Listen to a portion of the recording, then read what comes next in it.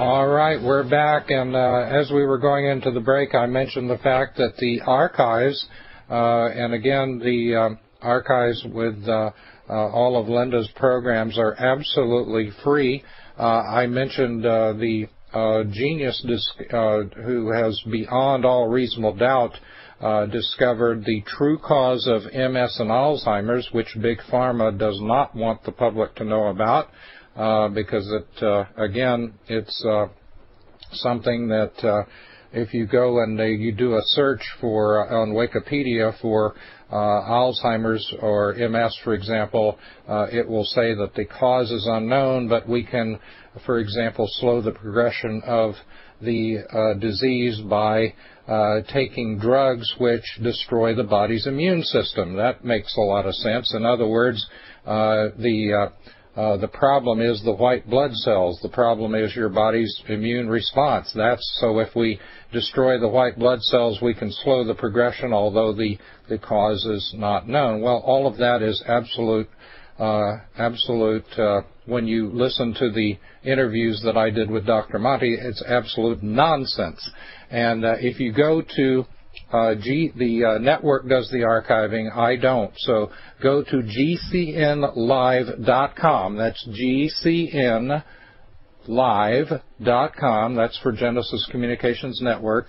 Near the top of the website, you will see home listen schedules. Click on listen, and then you can go down the list of talk shows alphabetically to Crash. Are you ready? And then you will see On Demand, which is the broadcast, or Archives. And you can click on Archives, and you'll have all the shows available. And if you go to Linda's website, she has the ones that are... I got to send it to you, though, George. Yeah, that's the thing. Yeah. You got to request it. Radio fiches, or just request free info, and we send it out either by mail or all the dates of the ones that are specifically with Linda on wild food survival all those dates have been collated and put together by some of her students, and she will send you that information for free.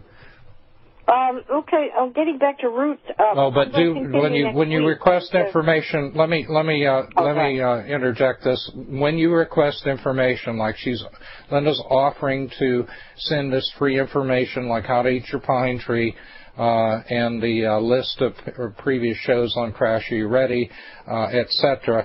Please include some postage stamps, at least a couple of ounces of postage, because Linda will send you the information for free, but she cannot go negative and pay the postage on top of sending the free information. So self-addressed return envelope would be fantastic with a couple ounces of postage on it, but at least do send the stamps so Linda can keep sending out this information to all of you. Thank you. All right. Excuse me. That is if you're writing. Excuse me. Yes. Which is P.O. Box 83, Shiloh. Excuse me. Speaking of coughing and mucilagenic, your Malva is the best darn meat off that root for watering your throat. Seriously, that's what mucilagenic is, so that your mucous membranes are. Your violets and your Malva are the very best roots for that. Now, when you get these things from the house, we'll continue next week, but you need to think two ways. Do I want to dry it? Well, more than two ways. Do I want to dry these forever in a bag, or do I want to freeze them so that they still are meaty and I can use them in soups and stews and things like that? So you make that choice. I always did half and half, and I always used either non-breakable fishing line or non-breakable string and thread, and I would use a toothbrush and scrub the heck out of that root. Now, if it's got a lot of little spidery things coming out of it, you can clip them off.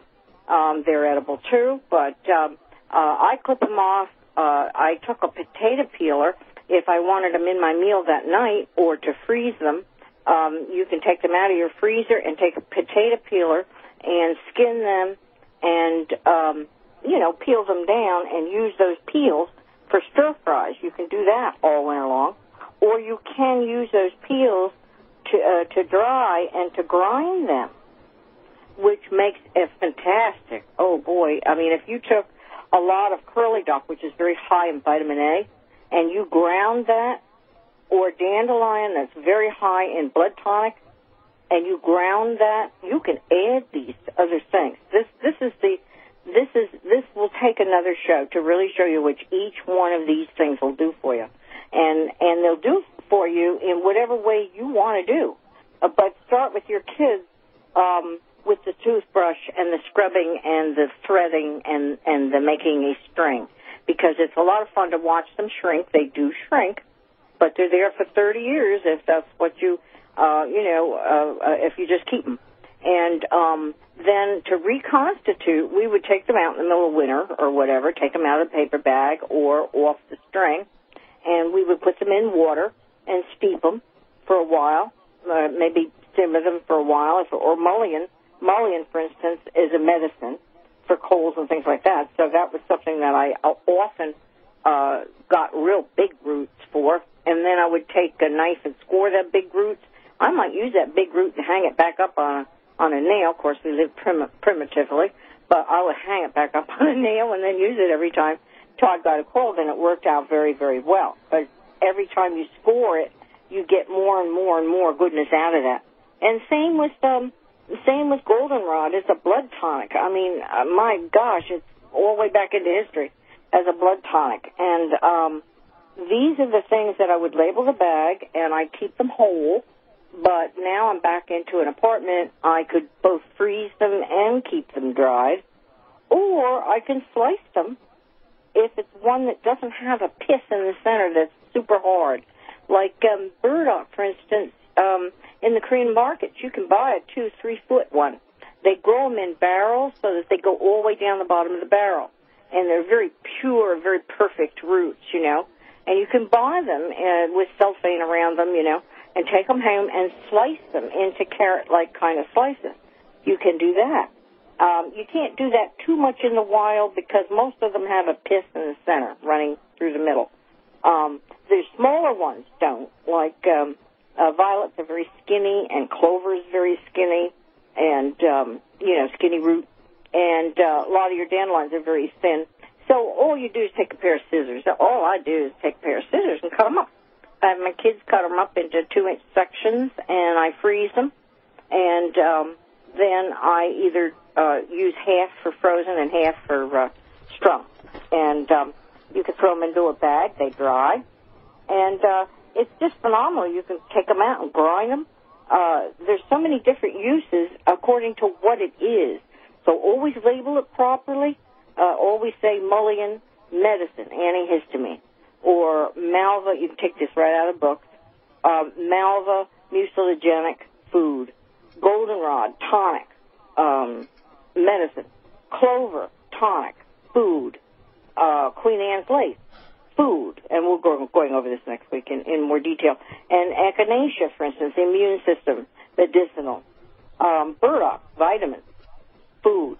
And daylilies are very cathartic if you eat too many of them. I know I shouldn't start with a negative on it, but if you eat too many of them, those corms can be cathartic, meaning they can help you if you have the runs. It isn't something you want to do. You want to do it for if you need to have a cathartic type psyllium or something like that substitute. I save them for that, and I have them in a paper bag and use them in the middle of winter if I get bound up. And that works very well. All I've got to do is eat about 7 or 8 of those things, and they've worked. If they're dried in a paper bag, then that's how you buy them in the health food shops. You can just reconstitute them in water, and it works. And roots are like a whole underground farm, and it's something that you own. You're paying taxes on it, and there it is. And be sure you're doing all this in a clean area. And this is also to awaken you to the fact maybe you have to go up to a house and ask if there was ever a gas station in that field, or go up to a house maybe and ask if that was ever used as a dumping ground for anything. All right, and we are. That music means we're out of time for this program, but be sure to tune back in next Monday with Linda Runyon, and we will continue edible wild plants. Thank you.